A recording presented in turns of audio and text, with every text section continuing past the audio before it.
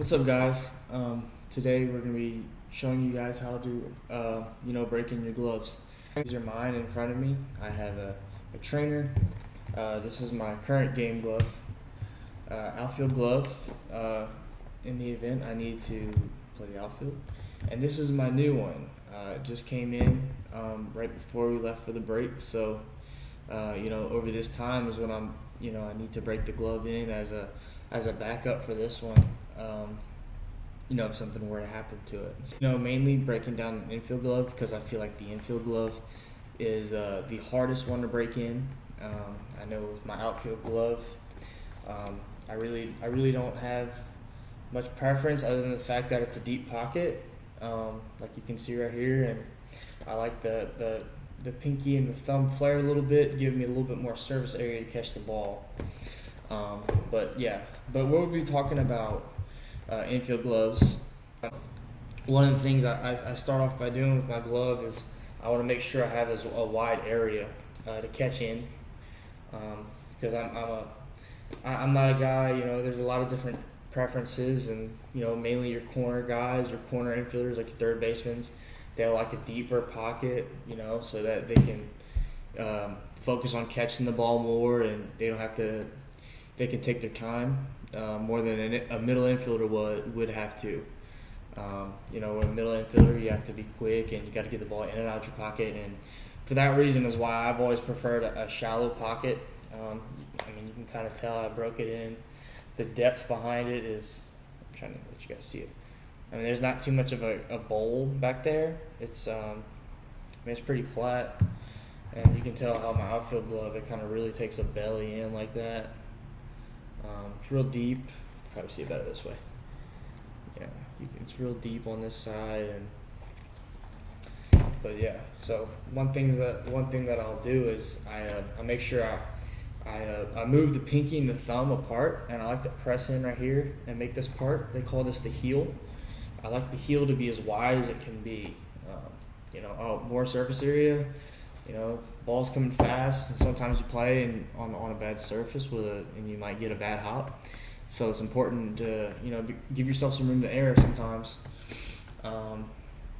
But yeah, so I'm a straight up guy. I put the glove in straight like this. Some guys go two in the pink, or they'll go two in the pink and they'll keep their finger in, or some people will go two in the pink and leave a pinky out or index finger out. But I'm pretty much straight in, and I leave my index finger out, mainly because it allows me to feel the ball better. I'm also in the process of breaking in the infield training glove. This is a Rawlings. I got it for my birthday. This already has a really shallow pocket, so mainly the only way you're going to break these in is pretty much through catch. I'm a main believer in breaking all my gloves in just strictly through playing catch, because I feel like it's the most natural the way to break in a glove. And a lot of people, they'll rush their glove break-in process by putting them in the oven, and a lot of other extreme things I've heard shaving cream, and a lot of people do use oil. I have nothing against oil. I have personally never used oil on my last glove to break in, and it is perfect. Usually breaking it in with your hand usually has enough oil on the surface of your skin to give it a good break in. But it's everybody's preference. I like my gloves to be a little bit more on the thin side, so I can feel the ball better in my hands. But there are some people where they like a little bit more padding, and sometimes there's cold days where you're going to want a little more padding, but maybe sometimes using a batting glove works too. But aside from playing catch, another thing I like to do is I like to flip the glove inside out.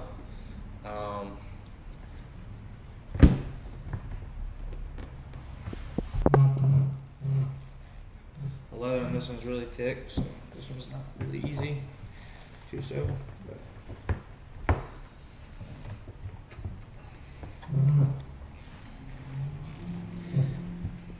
And once again, someone looking at this and seeing a glove in this shape would be really they'd be really confused, or they'd be horrified to see a glove turned inside out.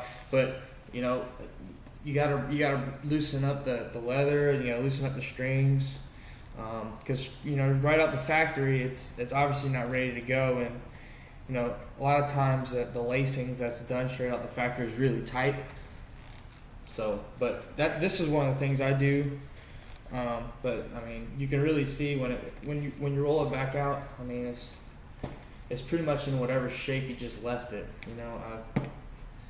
I don't think there's much damage done to the glove done like that.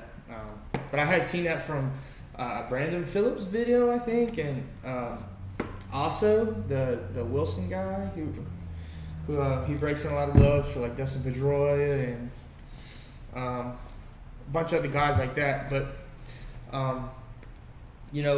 there's one thing to make sure that you do too as well.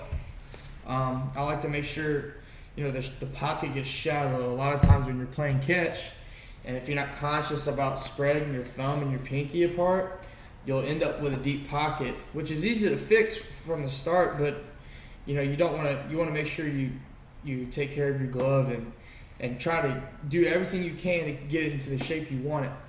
So one of the things I'll do is I'll literally I'll make the glove like a pancake, kind of like really flat.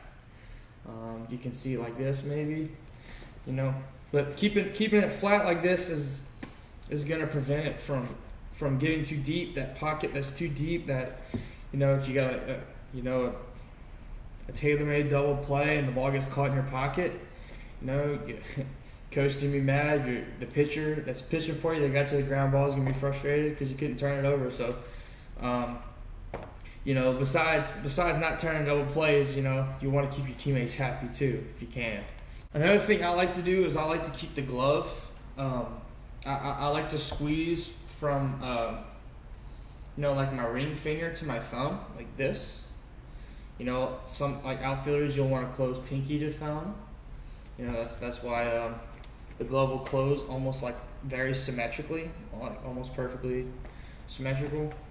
But an infield glove, I feel like, guys, especially me, who play with the index finger out like this, to be able to feel the ball, you kind of squeeze in. If you ever do squeeze, I know me, for example, I very rarely squeeze my glove where that's turning double plays, where it's just in and out, and I just want to find the ball fast, or if it's a ground ball and I just want to get it to my throwing hand really fast. I feel like keeping the shallow pocket's really important, but also that you don't squeeze like this, whereas, by squeezing pinky to thumb like this, you'll create that deep pocket, and the ball will get caught in, somewhere in there, and your hand won't find it as fast. So I think if you focus on squeezing thumb to your ring finger, you'll establish that pocket. I know it feels uncomfortable, but that's why you take your time breaking in your glove. This is not something you want to rush, especially something that you want to treat you so well. You don't want it to make mistakes when you're in the field, and you want to be able to trust it. So sometimes time is it's important, and it can make or break a good glove, and it could ruin a glove as well. So I think that's important to consider. I think this point goes alongside too with the guys who do play two in the pinky. I have played two in the pinky before. It didn't work for me. It wasn't something I liked that much, just because of the way I play and my feel, I guess. But I have broken in gloves before, and I have ruined a glove before where I squeezed two in the pink and I squeezed thumb to ring finger. So I was squeezing like this. Because I was squeezing like that, I made my pocket too deep, and then my transitions weren't that great. And then, so because of that, I didn't trust my hands as well. If I was a two in the pink player, I would definitely go thumb to middle finger, because that would allow me to still keep that shallow, that shallow pocket feel. Whereas a two in the pinky, where you go thumb to ring finger, would kind of give you that symmetrical shape like an outfield glove, which isn't ideal for me. Of course, if that's your feel, go ahead and rock with it. I'm just trying to show you the different ways that I break in the glove. Another thing I may do to break in the glove is I'll try to fix my pocket in the way I squeeze, from that thumb to ring finger, or two in the pink, that thumb to middle finger like this. And one thing that I'll do is I'll kind of turn the thumb side of the glove down, and then I'll hit it. So if I'm squeezing, I think a good point to mark this is between the thumb and between the middle and ring finger holster right here. I think when you lay the glove on its side, and you'll put the glove down in that angle, kind of, and then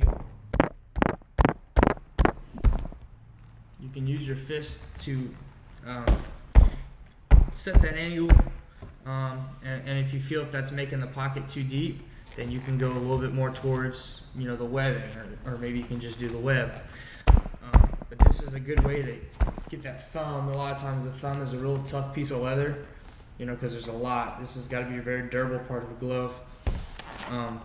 Sometimes this can take a while to break in, and this will help you to just start fixing that line and the way the glove will break in. So more than anything, I feel like if you want to get the glove you may have gotten for birthday or for Christmas, maybe you might be getting a glove for Christmas, and you really want to break in that glove the right way.